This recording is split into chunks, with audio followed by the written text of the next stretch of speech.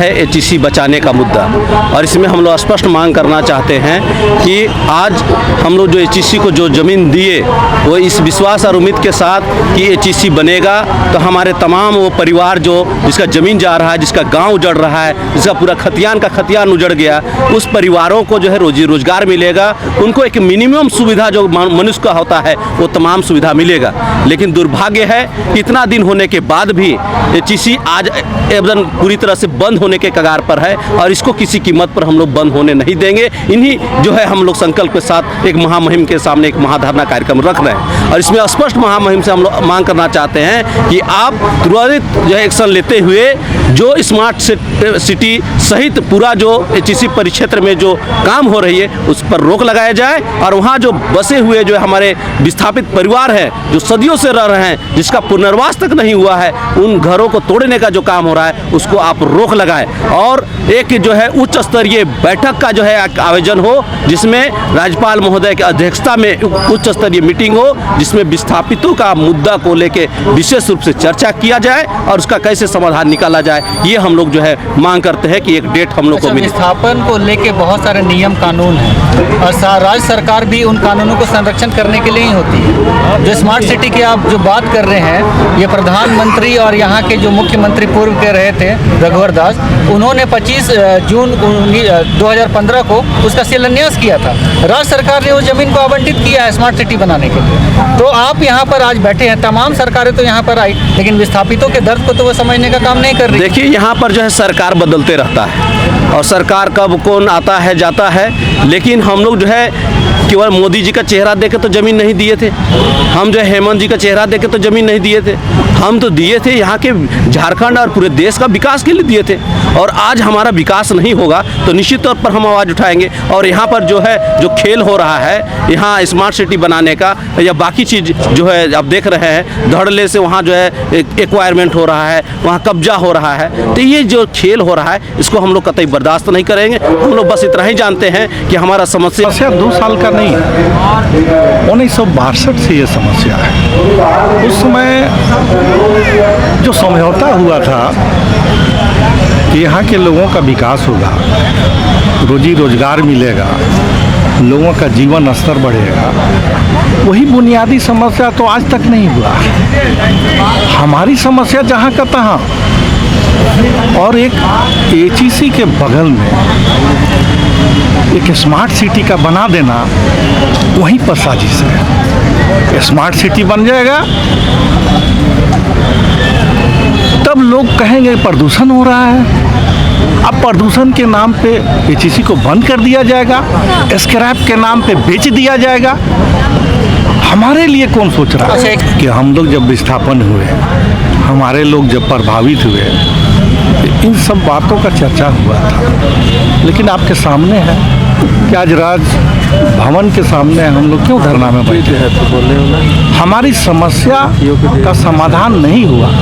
आज कहा जा रहा है कि वो बन रहा है तो हम ये कर देंगे वो। असल में मामला ये है कि सरकार आती जाती है, मुख्यमंत्री बदलते हैं, प्रधानमंत्री बदलते हैं, व्यवस्था वही है और वही लोग देश को चला रहे हैं, राज्य को चला रहे हैं, और उन लोग को विस्थापन का दर्द मालूम नहीं है। वो लोग एसी रूम में बैठ के फैसला करते हैं, योजना बनाते हैं, कभी क्षेत्र में जाके सर्वे करने का काम नहीं किया। हमारी बात को नहीं सुनी जाती है। जो काम स्मार्ट सिटी में हो रहा है या एयरपोर्ट या रेलवे के अंदर जो हमारी ज़मीन का जो पुनर्वास नहीं हुआ है उस पर जो काम हो रहा है उसको हम रोकने का भी काम करेंगे।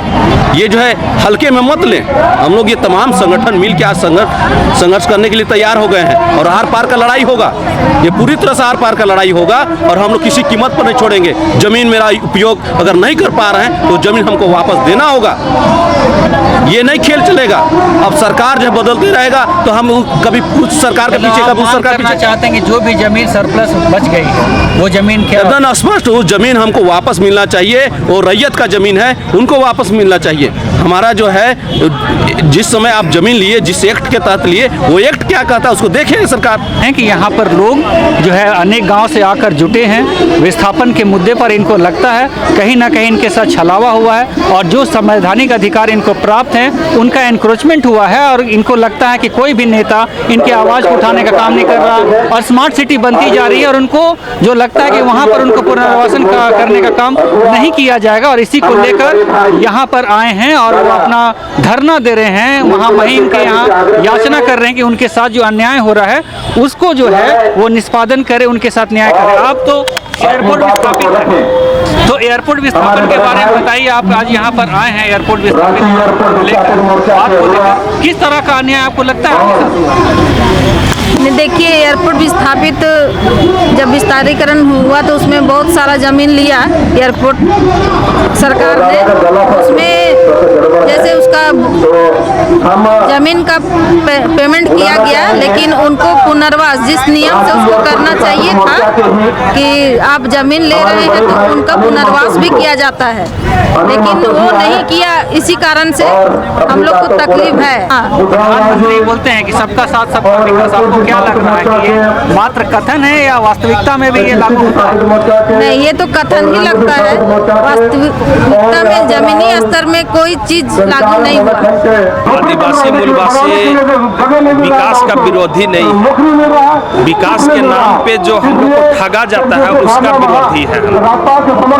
आज विकास के नाम से या टाउनशिप बसाने के नाम से, फैक्ट्री बसाने के नाम से या डैम बनाने के नाम से आज देखिए हजारों हजार एकड़ आदिवासी मूलवासियों का जमीन लिया गया, पर उसका जो सुविधा मिलना चाहिए, जैसा सुविधा मिलना चाहिए, जैसे जन सुविधा आप विस्थापित करते हैं तो विस्थापित के आधार पे जहाँ से आप विस्थापित कर रहे हैं और जहाँ दूसरा जगह बसा रहे हैं वहाँ पर जो जन सुविधा मिलना चाहिए, हॉस्पिटल हो, स्कूल हो, पेयजल हो, रोड हो, बिजली हो, पूरा व्यवस्था तो मिलना चाहिए, लेकिन हम लोग को वो सब चीज़ तो मिलता नहीं है। बस केवल उजाड़ दिया जाता है बस्ती और ले जाके जहाँ भी हो जंगल झाड़ में या और जगह भी जहाँ भी बैठा दिया जाता है चिन्हित करके, आप यहाँ पर इतने स्क्वायर फीट में आपका घर होगा, जबकि जाता है पूरा खेत बाड़ी हम लोग का, मैंने जमीन जा रहा है एकड़ों में और मिल रहा है डिसमिल में। और आज जो स्मार्ट सिटी के नाम से जो HSC के जमीन में जो स्मार्ट सिटी बस रहा है, आज वो जमीन जो लिया गया, हमारे पूर्वज को न जमीन का मुआवजा मिला न कुछ, वो फसल के हिसाब से कि उसका जो फसल उगता था वो फसल का हिसाब से उस सबको मुआवजा दिया गया था, और वो भी एकड़ में 100 के हिसाब से, अधिक से अधिक 1000 के ये एकड़ में मिला होगा। आज वही जमीन को जो एकड़ में सरकार बेच रही है, सेंट्रल गवर्नमेंट मैंने पर एकड़ लाखों में, तो वो लाखों में जो जमीन करोड़ों में, तो वो जो मिल बेच रही है सरकार, तो उसका शेयर हमको भी तो मिलना चाहिए।